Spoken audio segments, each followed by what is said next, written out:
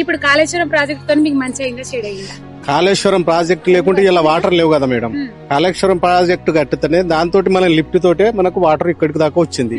వస్తేనే మనకి ఇత్తులు పండి. 6 ఏళ్ల ముందు నీళ్ళ కష్టాలు ఎట్లుండే? చాలా ఇబ్బంది, తాగనీకి నీళ్లు లేవు, పశువులను నమ్ముకున్నాం, కూలి నాలి చేసినా గానీ కడుపు బతకడానికి ఇబ్బంది ఉన్నది. ఇప్పుడు ఆ కాళేశ్వరం కట్టిన తర్వాత మనకు మిండిమానేర్లు కట్టిన తర్వాత మనకి కాలువలు వచ్చిన తర్వాతనే రైతు ఇంత పచ్చగా ఉన్నాడు, ఇంత పంట పండుతుంది, పండించుకోగలుగుతున్నాడు. కాలువలతో ప్రయోజనం ఉందా? కాళేశ్వరంతో ప్రయోజనం ఉందా?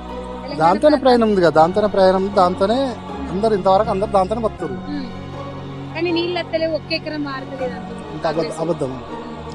మీరు రైతులు, మీరు వండిస్తున్నారు, మీకు ఎక్క కాబట్టి మిమ్మల్ని అడుగుతున్నా. అయితే మేడం, ఈ టీఆర్ఎస్ గవర్నమెంట్ ఉన్నప్పుడు మా ఊరందరూ 80% బాగుపడరు. తెలంగాణకి వడ్లు అనేది అంతకుముందు మనకు తెలంగాణ ఏర్పడక ముందు వడ్లెక్కడి, ఇలా వడ్లు కాళేశ్వరం చేయబట్టే వడ్లు. కాళేశ్వరం ప్రయోజనం లేదు అంటుండే. లేందుకు ఇవే కుప్పలే చెప్తున్నాయి కదమ్మా. కాళేశ్వరం ప్రయోజనం అనేది కుప్పలే చెప్తుంది. కాళేశ్వరం లేకుంటే ఈ నీళ్ళు ఎక్కడి చెప్పు, ఎక్కడ వచ్చినాయి?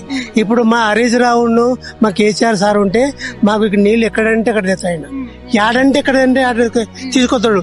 వీళ్ళ నుంచి కాదు. ఎట్లుంది కాలువలు రాకముందు ఎట్లుండే, కాలువలు వచ్చినాక? కాలువలు రాకముందుకు 1 ఎకరం కూడా వారిపోయి మేడం. కాలువలు వచ్చినాక 6 ఎకరాలు వాడుతుంది.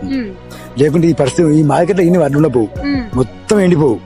సరే కాళేశ్వరం లేదు లేదు లేదు అంటారు కదా, కాళేశ్వరం లేని ఈ మార్కెట్ లేదు. కాళేశ్వరం లేని మాకు నీళ్ళు లేవు. మరి 5-6 ఏళ్ల కింద నోట్లోకి వచ్చినాక వారి కోచే టైంలో ఎండిపోయినాయి, ఇప్పుడు ఎండిపోతారు మేడం.